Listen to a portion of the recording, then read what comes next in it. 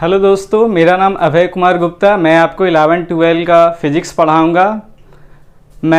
सबसे पहले मैं अपने बारे में बताना चाहता हूँ कि मैं बीआईटी सिंदरी से बीटेक पास किया हूँ। मैं आप लोग को 11-12 का फिज़िक्स पढ़ाऊँगा। तो आज मैं पढ़ूँगा 11 का पहला चैप्टर यूनिट एंड डायमेंशन।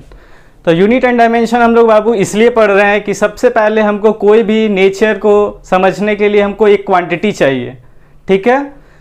तो क्वांटिटी चाहिए तो सबसे पहले हम लोग पढ़ते हैं फिजिक्स क्या है। फिजिक्स क्या है सबसे पहले जो हम लोग इस सिंपल सोचो भाई कि हम लोग कुछ भी कर रहे हैं, हमको नेचर में जो चीज़ भी हो रहा है वो क्या है, फिजिक्स है। जैसे हमको भाई अभी हम अंधेरा रूम में है, हमको लाइट चाहिए, तो लाइट कैसे आएगा भाई, लॉ नेचर ऑफ फिजिक्स को अंडरस्टैंड करके हमको लाइट चाहिए, ठीक है। अब एक जनरल लाइफ में सोचो, जब हम लोग बच्चे में थे तो पहले क्या करते थे, मॉर्निंग में उठते थे। तो मॉर्निंग में उठते थे तो भाई अलार्म जो हम लोग 4 बजे लगाते थे तो 4 बजे ही बजता था। तो ये कैसे होता था, ये अलार्म बेल 4 बजे बजता था। तो फिजिक्स को अप्लाई करके हम लोग अपना ये अप्लाई करते थे। इसके बाद सोचो, जैसे हम लोग मॉर्निंग में उठ गए, इसके बाद हमको क्या करना है, प्रेस करना है, ठीक है बाबू। प्रेस करना है तो हमको क्या करते हैं कि आयरन प्रेस करते हैं कपड़ा पे, ठीक है। तो क्या करते हैं, हम आयरन से करते हैं। तो मेनली होता क्या है इसमें, मेनली होता है कि तुम्हारा जो हॉट जो होता है और ये तुम्हारा क्लॉथ में तुम्हारा एनर्जी जब जाता है तो उसके कारण वो जो शेप ले लेता है आयरन वाला प्लेन हो जाता है। तो भाई ये सब आप एनर्जी ट्रांसफर, तो मेनली देखो फिजिक्स का डिफिनेशन हम ये कह सकते हैं ना, it is the study of matter and energy and it's interaction in the natural phenomena, ठीक है। मेनली देखो भाई दुनिया में है क्या, मैटर ही नहीं तो एनर्जी है, और कुछ है, फिजिक्स बस इतना ही ख़त्म है, ठीक है। तो फिजिक्स में देखो भाई, फिजिक्स में हम लोग पढ़ेंगे जैसे क्या हो रहा है नेचर में, ठीक है। नेचर में क्या हो रहा है, तो अरे हो तो रहा है बहुत कुछ, लेकिन भाई किसी को हमको बताना होगा ना क्या हो रहा नहीं हो रहा। तो वही एक भाषा है, तो भाषा को हमको समझाने के लिए किसी के और के लिए, तो ये हम लोग पढ़ेंगे यूनिट एंड डायमेंशन। तो उसमें क्या है, तो पहला पॉइंट है फिजिकल क्वांटिटी, ठीक है बाबू। यार तो पहला है physical quantity,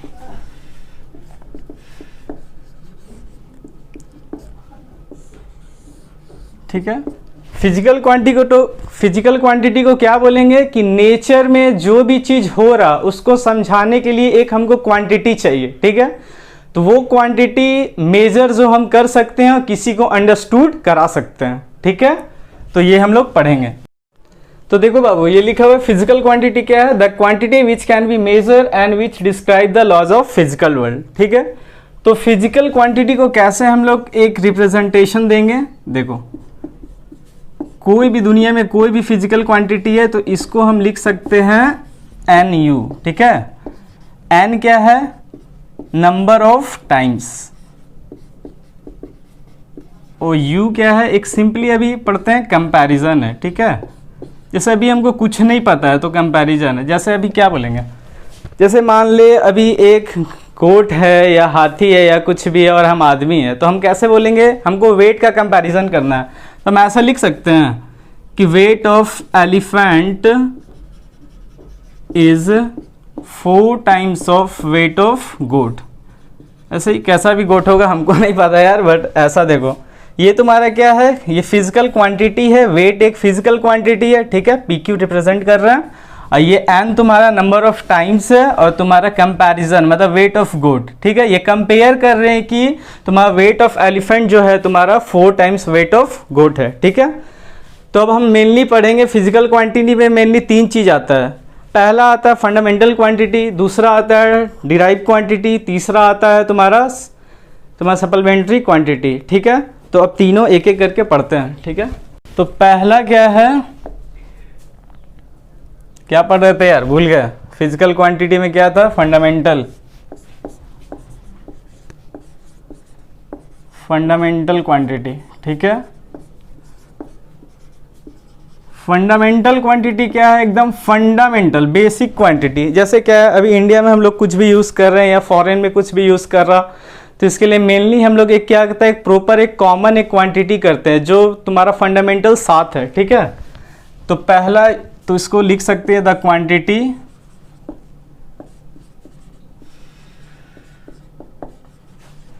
which do not depends on other quantity. ठीक है,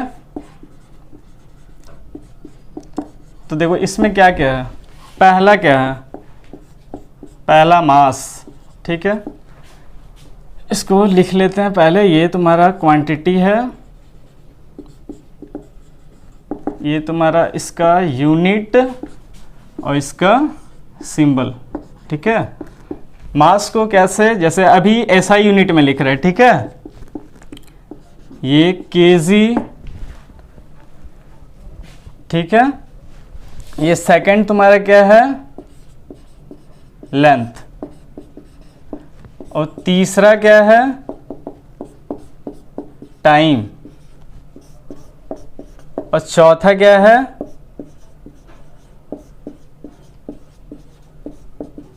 टेम्परेचर। और पांचवा क्या है,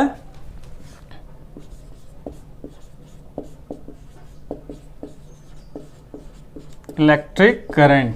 ठीक है, इधर भी बाद में पढ़ेंगे। ठीक है, और सिक्स्थ क्या है तुम्हारा, लुमिनस इंटेंसिटी। और सातवां क्या है, अमाउंट ऑफ सब्सटेंस। इसको जो हम लोग बोलते हैं मोल बोलते हैं।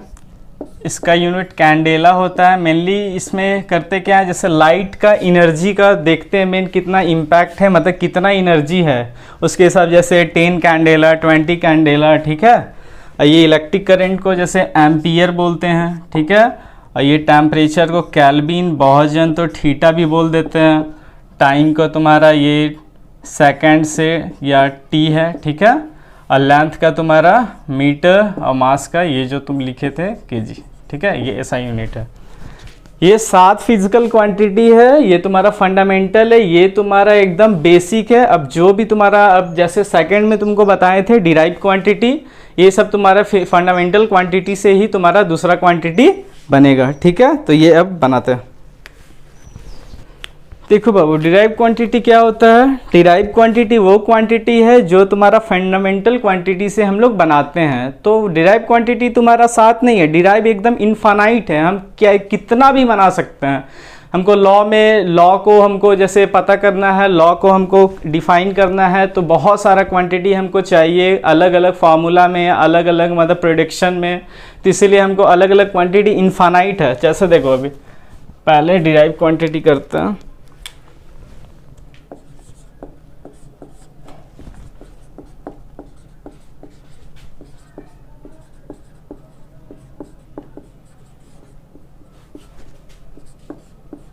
The quantity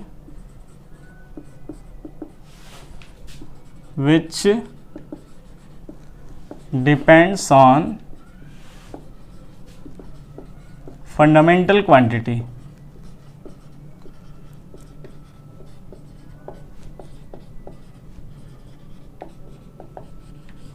ठीक है, तो देखो जैसे डिराइव क्वांटिटी में क्या बोल सकते हैं, जैसे देखो मान लो मेरा एरिया है। ठीक है, ये एरिया है, तो एरिया तुम्हारा क्या होता है, कोई भी ले लो, लेंथ इंटू ब्रेथ। ठीक है, रेक्टेंगल का ही मान लो यार, लेंथ इंटू ब्रेथ है। तो इसको यूनिट क्या लेंगे, लेंथ का क्या होता है मेरा एल।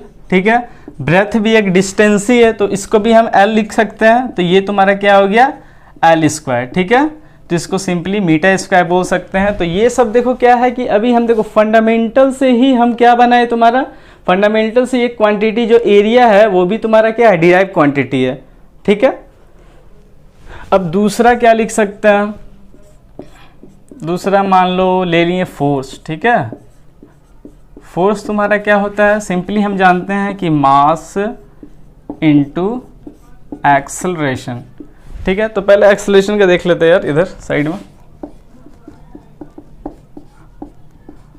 एक्सेलरेशन क्या होता है, अभी सिंपली कर रहे हैं, वेलोसिटी अपॉन टाइम, ठीक है। तो देखो वेलोसिटी क्या होता है, डिस्टेंस अपॉन टाइम, ठीक है। तो इसको डिस्टेंस अपॉन टाइम और टाइम का टाइम, ठीक है। तो ये क्या हो गया, LT माइनस 2, ठीक है। यहाँ देखो ये तुम्हारा m लिख सकते हैं और यहाँ LT माइनस 2, ठीक है। तो इसको मेनली इसका डिराइव क्वांटिटी फोर्स का क्या लिख सकते हैं, kg मीटर सेकेंड का -2, ठीक है। ये हो गया। ऐसे करके डिराइव क्वांटिटी तुम बहुत सारा बना सकते हो। जैसे थर्ड हम आपको फोर्थ बता रहे हैं, फोर्थ जैसे बोल रहे हैं हम आपको मोमेंटम, ठीक है। मोमेंटम तो पढ़े ही होगे सेकेंड लॉज ऑफ मोशन में। तो इसका क्या होता है, m इंटू भी, ठीक है। ये तुम्हारा क्या हो गया, m हो गया और इसका हो गया LT माइनस 1। तो ये क्या हो गया, MLT माइनस 1। ऐसे तुम बहुत सारे डिराइव क्वांटिटी बना सकते हो ई फंडामेंटल क्वांटिटी के हेल्प से, ठीक है। चलो तो ठीक है। अब इसको, अब थर्ड क्या है मेरा, सप्लीमेंट्री फिजिकल क्वांटिटी, ठीक है।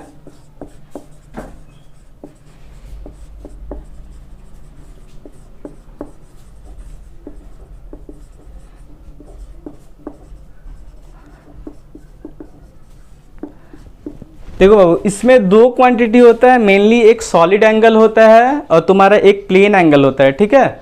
तो पहले लिख लेते हैं, एक होता है प्लेन एंगल और दूसरा क्या है, सॉलिड एंगल।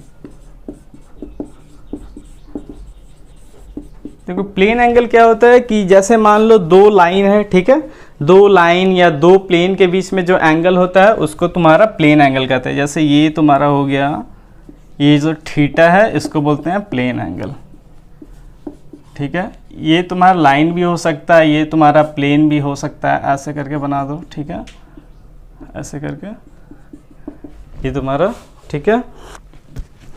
तो देखो छोटू, सॉलिड एंगल हम लोग पढ़ रहे थे। तो सॉलिड एंगल क्या होता है, एक 3D का एंगल है। जैसे हम देखो ये कैसे एक 3D में बना हुआ है, एक कोन पूरा है एक तुम्हारा, तो इसका फाइनल एक्सट्रीम पॉइंट है। तो यहाँ से एक लाइन खींचो, एक यहाँ से खींचो और जैसे चारों तरफ से खींचो और यहाँ पे जो एंगल ऐसे बन रहा है, ठीक है, यहाँ पे जैसे ये तुम्हारा ऐसे जो एंगल बन रहा है, तो ये तुम्हारा होता है क्या, सॉलिड एंगल, ठीक है।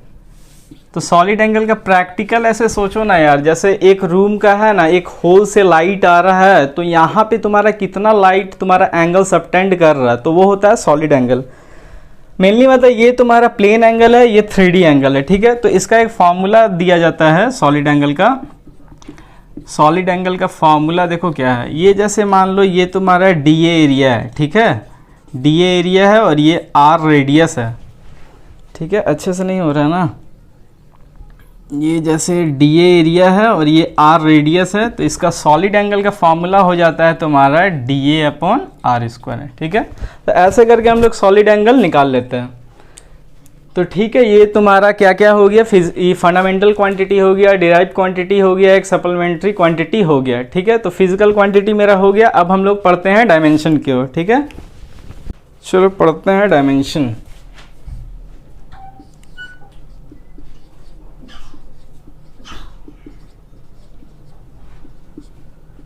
देखो पहले डायमेंशन का फॉर्मूला लिख, ये क्या है, डेफिनेशन इसका लिख लेते हैं, ठीक है, फिर इसका समझेंगे।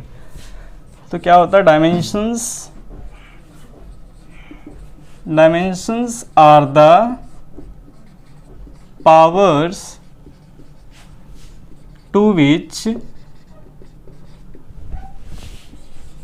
फंडामेंटल क्वांटिटी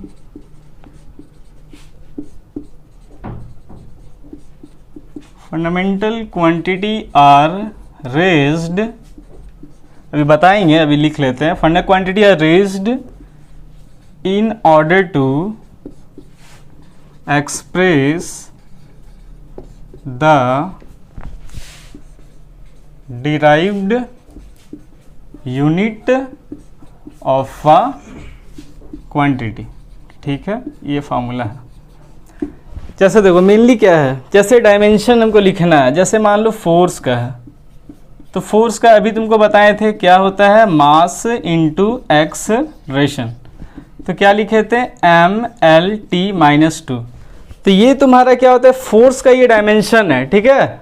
तो फोर्स का डायमेंशन है, इसमें क्या पता चल रहा है कि m का पावर 1 है, l का पावर 1 है और t का पावर -2 है। तो यही चीज है, dimensions are the powers, 2 is the fundamental quantity, mlt क्या है, फंडामेंटल क्वांटिटी, इस पे पावर रेज्ड है in order to express the derive quantity. ठीक है, तो ये फोर्स क्या है, फंडामेंटल या डिराइव है, तो डिराइव है। तो ये देखो यही चीज है कि डिराइव क्वांटिटी को एक्सप्रेस किसके द्वारा किया जा रहा है, फंडामेंटल क्वांटिटी के द्वारा, जिसमें तुम्हारा फंडामेंटल क्वांटिटी में क्या है, पावर है। तो यही डिफिनेशन है, फंडामेंटल तुम्हारा dimension of the power to be fundamental quantity are to be raised in order to express the derive unit of a quantity. ठीक है, तो अब इसका डायमेंशन का बहुत सारा, अब डिराइव क्वांटिटी अभी फोर्स का पढ़े तो अब बहुत सारा का पढ़ते हैं। ठीक है, अब स्टार्ट करते हैं।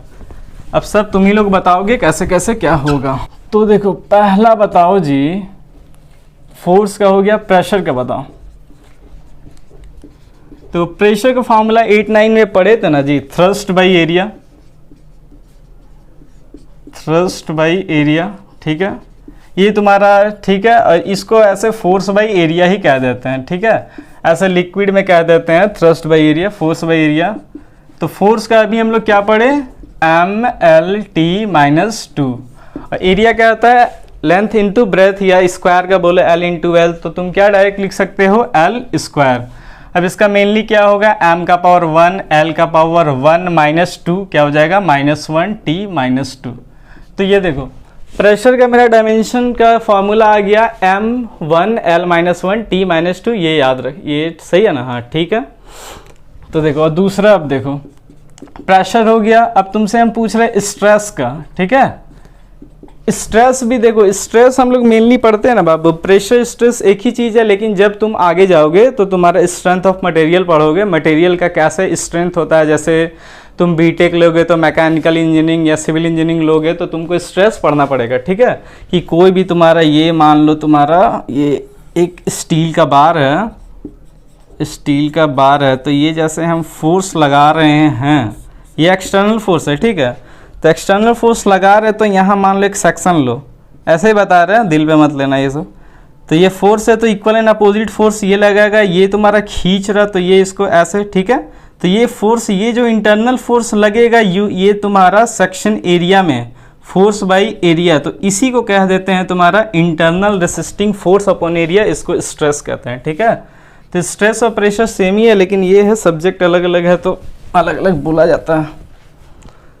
तो स्ट्रेस भी तुम्हारा क्या लिख सकते हैं, फोर्स अपॉन एरिया। तो फोर्स अपॉन एरिया में भी तुम यार यही चीज़ है, तो इसका भी क्या याद ही कर लो, ml-1t-2। ठीक है, थर्ड क्या पढ़ते हैं, थर्ड चलो तुम लोग पढ़े हो, बताओ ग्रेविटेशनल कांस्टेंट का। ठीक है, ग्रेविटेशनल कांस्टेंट को क्या चीज़ से करते हैं, बड़क्का जी से।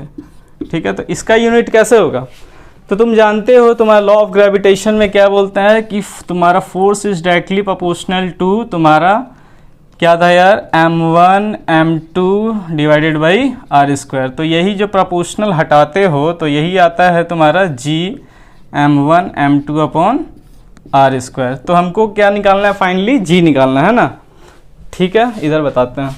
तो g इक्वल टू तुम्हारा क्या हो जाएगा, F R square upon m1 into m2। f का अभी पढ़े, याद कर लो, mlt-2, r स्क्वायर का l स्क्वायर और इसका तुम्हारा m स्क्वायर। तो ये तुम्हारा क्या आ गया, m-1 तुम्हारा l3t-2। ये तुम्हारा जेई मेंस में आया हुआ क्वेश्चन है, इसीलिए ये सब ध्यान से कैसे कैसे करना है। ठीक है, रिलेट कर लेना। चलो 5th नंबर तुम क्या बनाओगे, चलो एंगुलर मोमेंटम बताओ।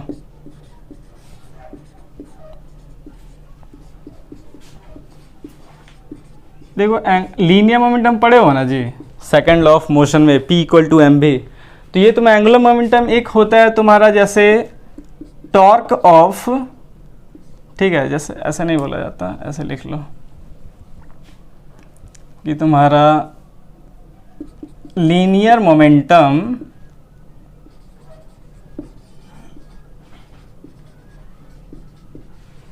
Into distance. ठीक है, डिस्टेंस बोलो या डिस्प्लेसमेंट बोलो, अभी डायमेंशन पढ़ रहे इसलिए कोई उतना अंतर नहीं है, लेकिन बाद में हम लोग को पढ़ना पड़ेगा डिटेल में।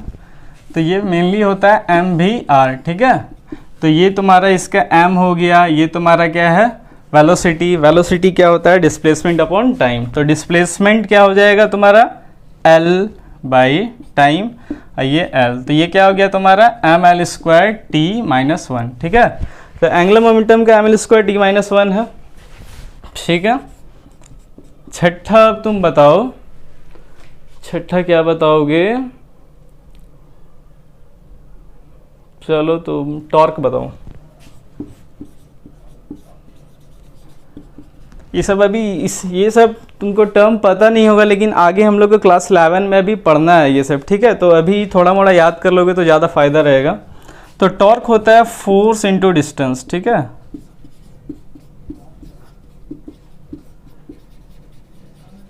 जैसे देखो ये मेनली क्या होता है, एक प्रैक्टिकल तुमको टॉर्क का मतलब बता रहे हैं। जैसे मान लो कोई भी चीज़ है, ठीक है, चक्का ही है, तो उसको हमको एक छोटा सा तुमको रड दिया गया है, एक लंबा रड दिया गया है। तो तुम बताओ, जैसे फोर्स हम सेम लगा रहे, क्या लगा रहे, फोर्स हम सेम लगा रहे हैं, लेकिन हम तुम्हारा डिस्टेंस जहाँ कम है यहाँ टॉर्क क्या लगाना पड़ेगा, कम, और जहाँ डिस्टेंस मेरा ज़्यादा है तो यहाँ टॉर्क क्या लगाना पड़ेगा, ज़्यादा। तो इसीलिए हम लोग देखो मेनली क्या करते हैं ना कि गाड़ी में ड्राइवर में क्या होता है ना कि ड्राइवर हम लोग छोटा वाला व्हील को रखते हैं, जैसे बोलते हैं उसको पिनियन बोलते हैं, बाद में पता चलेगा। इसलिए रखते हैं कि इसमें टॉर्क कम पड़ेगा, हमको रोटेशनल पावर कम यूज़ करना पड़ेगा, इसीलिए हमको छोटा चक्का को ड्राइवर एज अ यूज़ करते हैं। ठीक है, तो हमको मेनली अभी डायमेंशन पता करना है यार, इतना ध्यान नहीं देना है। टॉर्क फोर्स क्या है M L T minus two, और ये डिस्टेंस एल, तो ये क्या हो गया M L square T minus two. ठीक है, ये हो गया। अरे यार बहुत बड़ा बड़ा लिख दे रहा है ना, चलो ठीक है। इधर तीसरा पढ़ते हैं। ये तुम बताओ गैस कांस्टेंट, ठीक है, जिसको के बोलते हैं, गैस कांस्टेंट का तुम्हारा यूनिट।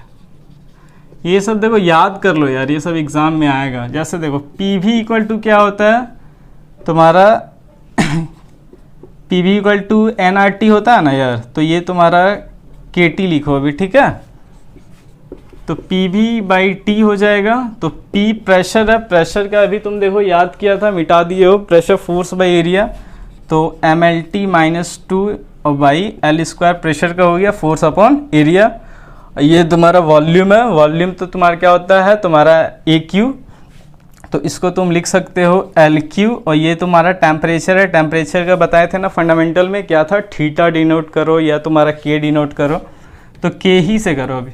तो ये कि तुम्हारा क्या हो गया, देखो यहाँ से तुम्हारा एल 4 हो गया, यहाँ 2 हो गया, तो कितना बचा तुम्हारा, ये तुम्हारा 2 बचा, और टी का तुम्हारा क्या है -2 बचा, और के का -1 बचा। तो ये तुम्हारा क्या है बोल्ट्जमैन कांस्टेंट या गैस कांस्टेंट जो भी बोलो, इसका तुम्हारा वो डायमेंशन फार्मूला ये है। ठीक है, तो अब तुम्हारा डायमेंशन तो कर ही लोगे। अब देखो डायमेंशन का कुछ बेसिक रूल्स पढ़ते हैं कि कैसे करते हैं। ये तो तुम ठीक है डायमेंशन निकालना तो जान गए, लेकिन भाई इसका एप्लीकेशन भी जानना बहुत ज़रूरी है।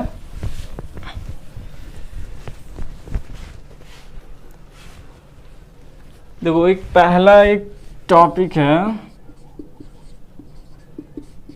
Principal of homogeneity. ठीक है, तो इसमें क्या कहता है ना कि तुम्हारा लिख लेते पहले,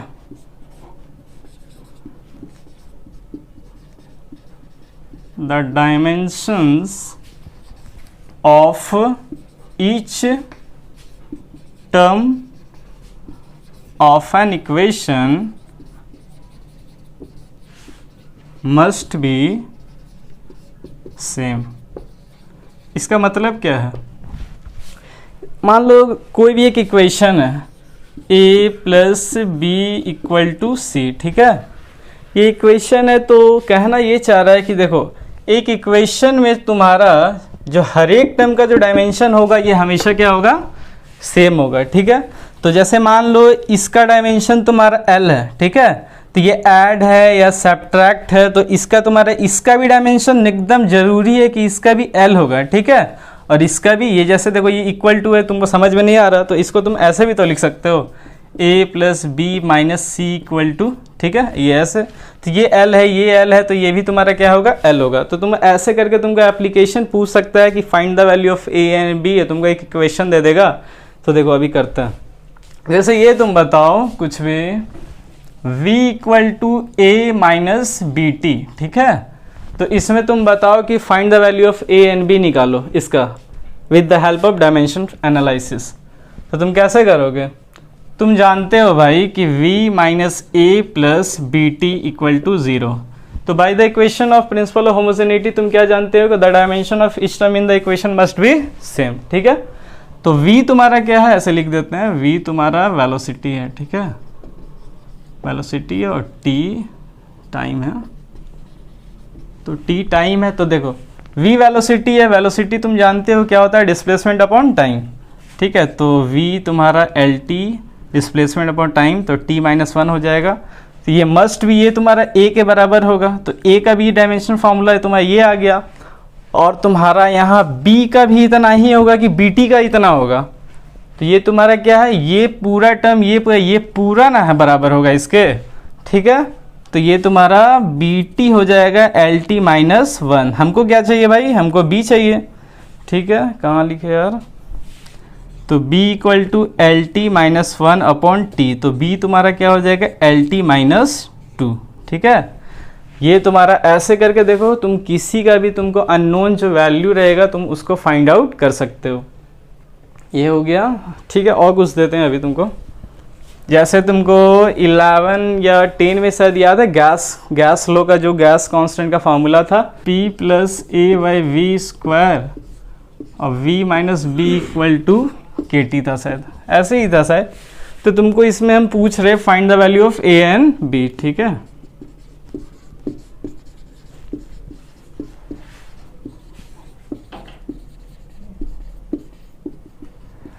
तो कैसे निकालोगे, तो देखो हमको तो कुछ समझ में नहीं आ रहा, लेकिन इतना समझ में ज़रूर आ रहा है कि तुम्हारा v और b तुम्हारा डायमेंशन सेम होगा, ठीक है। तो चलो पहले जो जानते हैं वो कर लेते हैं। v equal to B, v volume है, p प्रेशर है, और ये वॉल्यूम है, ठीक है, ये बोल्ट्जमैन कांस्टेंट है, ये t तुम्हारा टेम्परेचर है। तो ये तुम्हारा b का वैल्यू तुम्हारा क्या हो जाएगा, एल क्यू, ठीक है। अब हमको मेनली क्या चाहिए, तुम्हारा a चाहिए, ठीक है भाई, a चाहिए, ओके। तो हम ये कर सकते हैं, देखो p का वैल्यू और a बाई वी स्क्वायर का वैल्यू तुम्हारा एडिशन है, तो यहाँ भी तुम्हारा डायमेंशन क्या होगा, सेम होगा। चलो बहुत सही। तो p इक्वल टू क्या हो जाएगा, a अपॉन वी स्क्वायर, तो a तुम्हारा क्या हो जाएगा, p वी स्क्वायर, और प्रेशर क्या होता है, फोर्स अपॉन एरिया, हम लोग पहले भी पढ़े थे, क्या पढ़े थे यार, M L T minus 2 upon L square, और ये तुम्हारा एल क्यू, तो ये तुम्हारा एल क्यू ऐसे लिख दो, m तुम्हारा ये 3 1 4 ये 2 हो गया, ठीक है, और t माइनस 2 ऐसे आ गया a का वैल्यू, ठीक है। मतलब जैसे जो भी क्वेश्चन था गलत है या सही है, लेकिन भाई इसका जो तुम्हारा a और b का वैल्यू अकॉर्डिंग टू क्वेश्चन के हिसाब से a और b सही है, ठीक है। मतलब ऐसे निकाला जाता है, कहीं भी एडिशन हो तुम्हारा डायमेंशन सेम होगा या सब्ट्रैक्शन हो सेम होगा, लेकिन ये मत कह देना ना कि तुम्हारा इसका, ये देखो यहाँ क्या है, ये दोनों में तुम्हारा प्रोडक्ट है यहाँ पे, तो ये मत कह देना कि इसका जो डायमेंशन होगा और इसका होगा ये दोनों सेम होगा, ये जरूरी नहीं है, लेकिन ये ज़्यादा जरूरी है कि दोनों का प्रोडक्ट का डायमेंशन ये दोनों का प्रोडक्ट का बराबर होगा, ठीक है। ये हो गया। अब तुम्हारा सेकंड एप्लीकेशन क्या है, एप्लीकेशंस ऑफ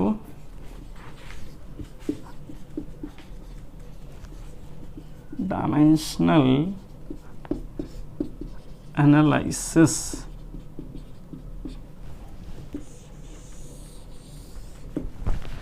ये हो गया।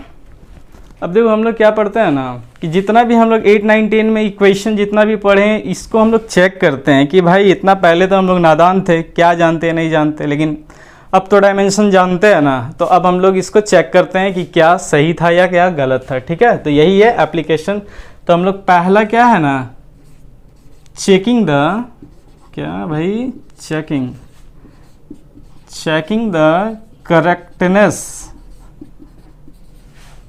The correctness of the dimension या इक्वेशन लिखो भी, सिंपल इक्वेशन, ठीक है। जैसे देखो क्या कहना हम क्या चाह रहे हैं समझना, जैसे हम चेक करेंगे, ठीक है, जो इक्वेशन है ये सही है कि गलत है। जैसे हम लिख दिए s equal to U T plus half A T square, ठीक है। हम लोग काइनेमेटिक्स में ये सब इक्वेशन पढ़े थे, प्रोवाइडेड एक्सेलरेशन इज कांस्टेंट, तब ये 3 फॉर्मूला आता था ना जी, v equal to you plus A T, S equal to U T plus half A T square, V square minus U square equal to 2as, ठीक है। तो तीनों का भी देखेंगे, ये तुम्हारा ये हो गया पहला, v equal to you plus A t हो गया दूसरा, v square equal to u square plus 2as, ठीक है।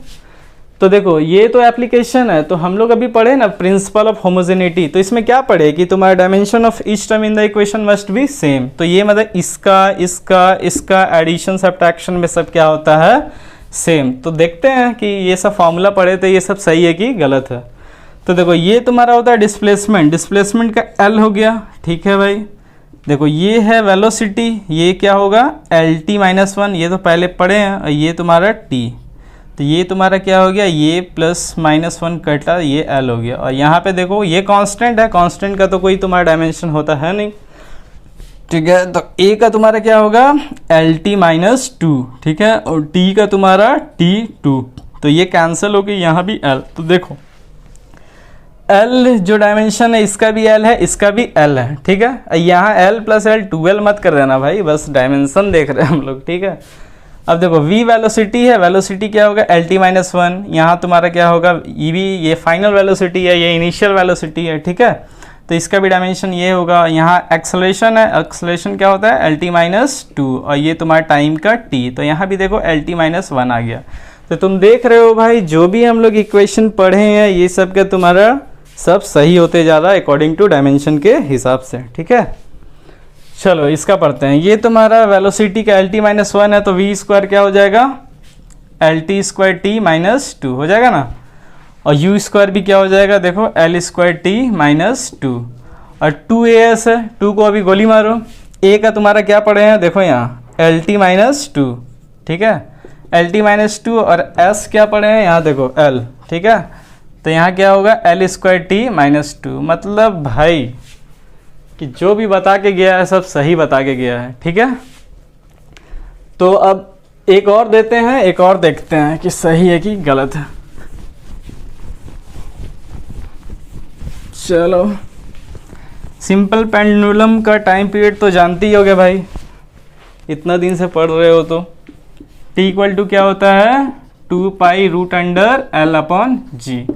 तो भाई ये L अपॉन जी तो ठीक था भाई, रूट भी आ गया, हमको कैसे पता, सीधा साधा आदमी कैसे जानेगा।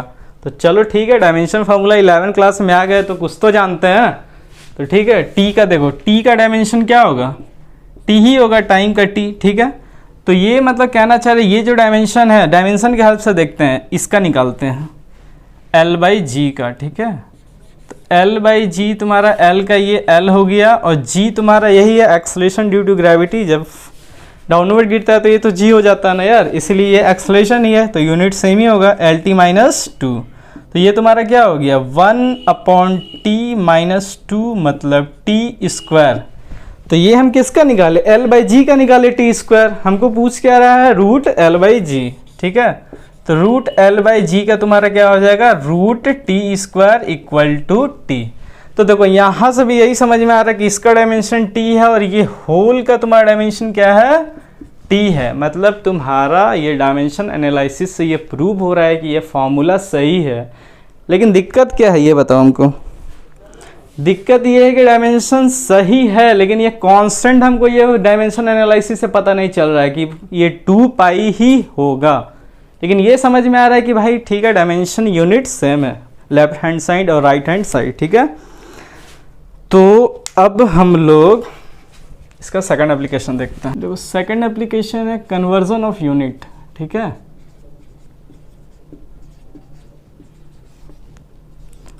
कन्वर्जन ऑफ यूनिट, तो कन्वर्जन ऑफ यूनिट्स में क्या है ना कि अभी तक हम लोग क्या जानते थे कि फोर्स का यूनिट तुम्हारा क्या होता है न्यूटन होता है, ठीक है।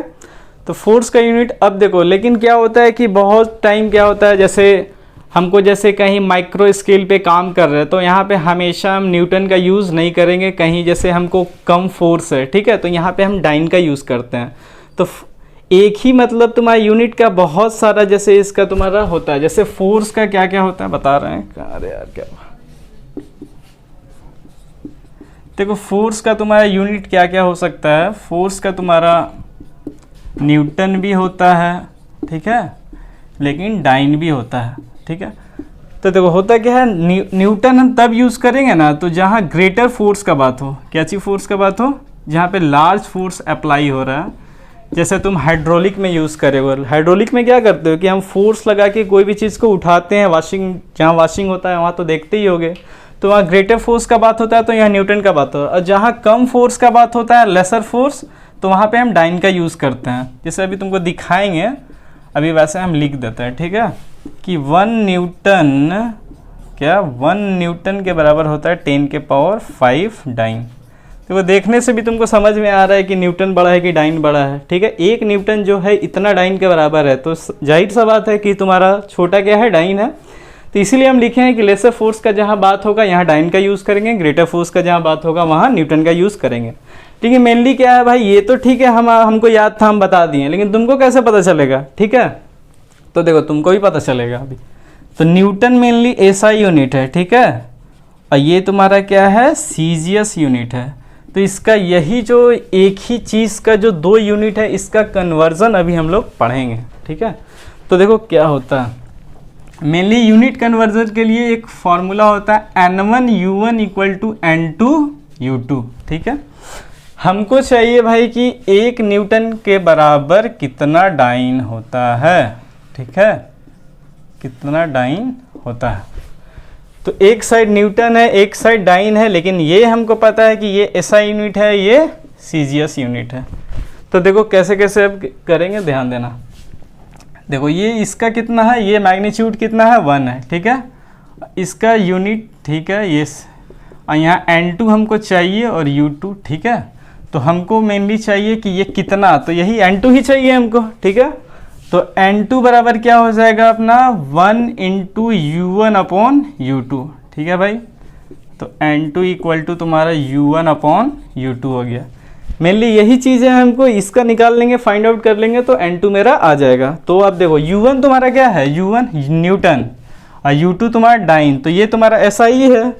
अब सबसे पहले बताओ U1 का न्यूटन का यूनिट क्या होता है, सब जानता है भाई कि क्या होता है, MLT-2, ठीक है, M1 L1 T1 के पावर -2, ठीक है।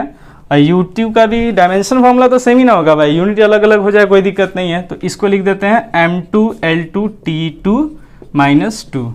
तो देखो अब कैसे कैसे निकालेंगे। ये तुम्हारा पहला वाला क्या है, ये SI में है और ये तुम्हारा CGS में है।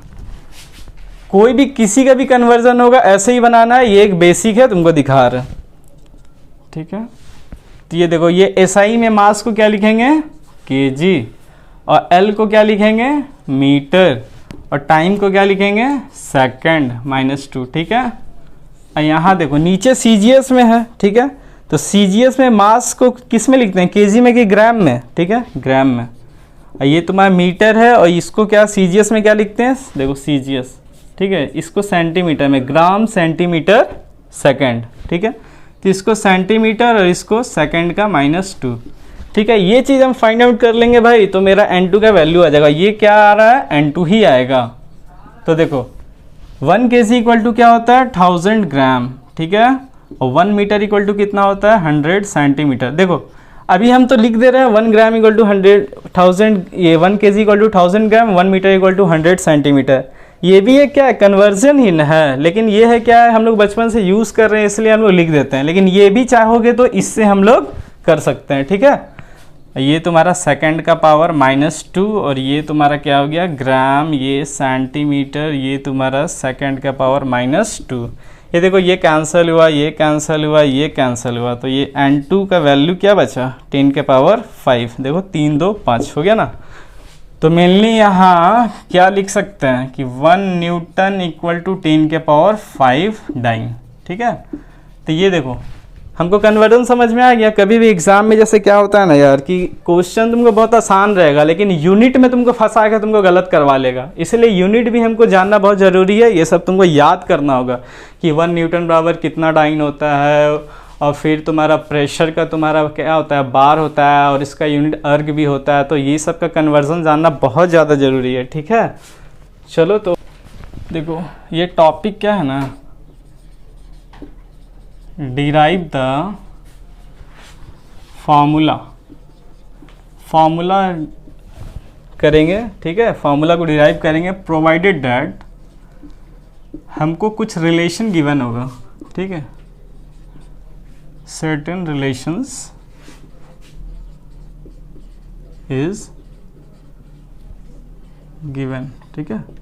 जैसे देखो यार ये क्या हम कहना क्या चाह रहे हैं, जैसे तुमको बोल देगा ना कि तुम्हारा फोर्स जो है ये तुम्हारा प्रोपोर्शनल है मास के, ठीक है, लेकिन पावर कितना वो तुमको पता नहीं है, ठीक है। हम ऐसे लिख दिए ए का, और एक्सेलरेशन का प्रोपोर्शनल है, ठीक है। बस तुमको ये लिख दिया कि तुम्हारा फोर्स प्रोपोर्शनल है मास के एक्सेलरेशन के, लेकिन भाई हमको ये थोड़ी ना पता है कि force equal to M A ही आएगा। वो तो हमको अभी पढ़ रहे हैं इसलिए हमको पता है कि force equal to M A होता है, लेकिन यहाँ हम बी लिख देते हैं, ठीक है।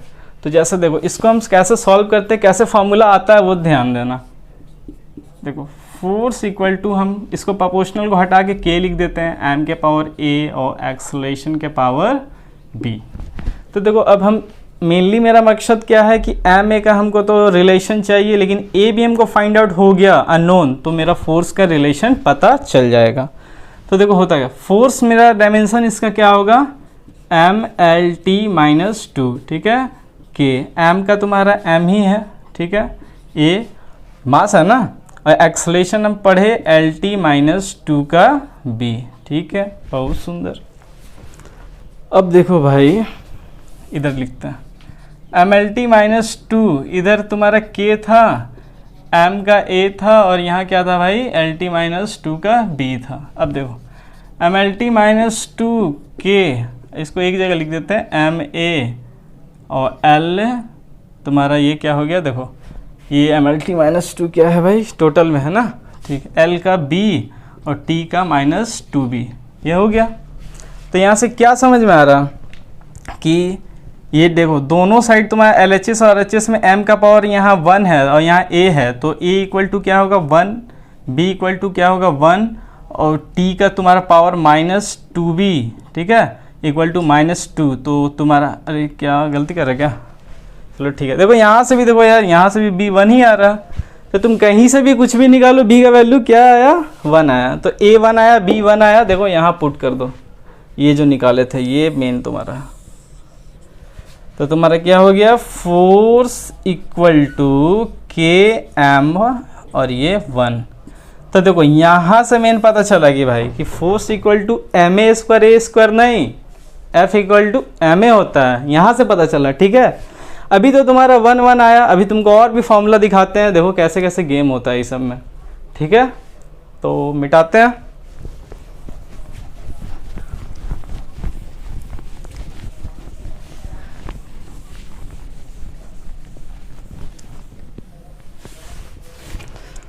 अभी जैसे देखो तुमको क्या बोल देगा ना भाई कि तुम्हारा time period of a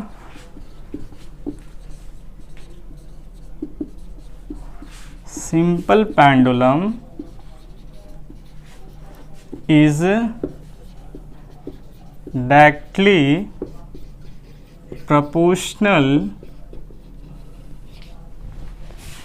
to the length and the acceleration, shortcut लिख रहा है, acceleration due to gravity। बस तुमको इतना बोल दिया कि तुम्हारा टाइम पीरियड तुम्हारा लेंथ पे डिपेंड करता है, ठीक है, और तुम्हारा एक्सेलरेशन ड्यू टू ग्रेविटी पे डिपेंड करता है। तो देखो हमको तो पता नहीं है कि कितना पे करता है, पावर कितना होगा तुम्हारा, 1 होगा पावर, 2 होगा 3 होगा, ठीक है। तो ऐसे तो लेकिन हम लिख सकते हैं ना कि L पे प्रोपोर्शनल है, ठीक है, कितना होगा नहीं पता, अभी तो 1 होता तो भाई 1 ही नहीं लिख देते, इसलिए कुछ नहीं पता है तो हमको A लिख देते हैं, ठीक है। और G तुम्हारा है G का पावर B, इतना तो भाई हम क्वेश्चन के हिसाब से तो लिख ही सकते हैं, ठीक है। चलो देखो कैसे कैसे फॉर्मूला आता है हम देखते हैं। अब ठीक है यार, t इक्वल टू के लिख सकते हैं l के पावर a g के पावर b। अब इसको देखो आगे कैसे करेंगे। t हो गया k, l को तुम्हारा ये डायमेंशन में कन्वर्ट करते हैं और g को तुम्हारा LT-2, बार बार अब लिखने नहीं जाएंगे भाई, ठीक है, ये सब तो समझ जाओगे। और t का पावर यहाँ 1 है, तो देखो क्या क्या आ रहा है, t का 1 है तो यहाँ तुमको t का 1 है, इसका मतलब क्या है कि m का 0 है, l का 0 है ना। तो यहाँ सबको इक्वेट करते हैं, तो m का 0, l का 0, t का 1, ये k, l का पावर क्या हो जाएगा, यहाँ देखो यहाँ a है और यहाँ तुम्हारा l का b और t का -2b हो गया ना। तो यहाँ से देखो भाई क्या दिख रहा है, चलो ठीक है, देखो m0 l0 t1 k l, देखो यहाँ पे a प्लस b है, ठीक है, a प्लस b और t तुम्हारा क्या है -2b हो गया। अब देखो अब हम इक्वेट करते हैं, a और b निकालते हैं, फिर a और b पुट करेंगे यहाँ पे, तो फिर मेरा आ जाएगा रिलेशन की क्या कितना पावर से ये टाइम पीरियड तुम्हारा लेंथ ऑफ ग्रेविटी का डिपेंड करता है।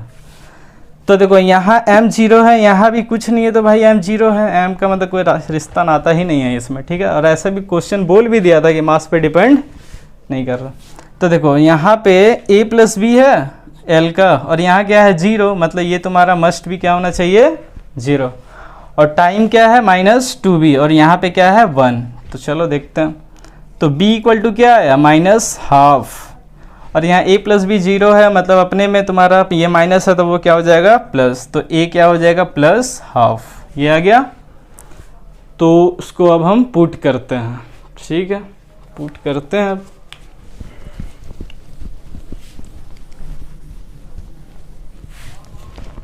देखो टाइम क्या है k, l के पावर a g के पावर b है ना। तो k हो गया, l तुम्हारा क्या है भाई l के पावर 1/2, और g का क्या है देखो b है ना, b क्या है -1/2। तो इसको ऐसे लिख ही सकते हो l 1/2 और g 1/2 के रूट चढ़ा देते हैं l/g। तो देखो क्या है formula, t equal to k √l/g, ठीक है। ये तो समझ में आ गया कि लेंथ से ये तुम्हारा स्क्वायर रूट और g का स्क्वायर रूट्स पे डिपेंड करता है। लेकिन देखो डायमेंशन में ये तुम्हारा कांस्टेंट का कोई भरोसा नहीं है, कांस्टेंट का तुमको नहीं बताएगा कि कितना आएगा नहीं आएगा। लेकिन ऐसे देखो एक्सपेरिमेंटली ऐसे पता करते हैं, ठीक है, एक्सपेरिमेंटली जैसे निकाला जाता है कि तुम्हारा ये जो k का वैल्यू आता है ना भाई, ये 2π आता है। तो इसीलिए फॉर्मूला हो जाता है time period of a simple pendulum t equal to 2π√l/g, ठीक है, ये हो गया।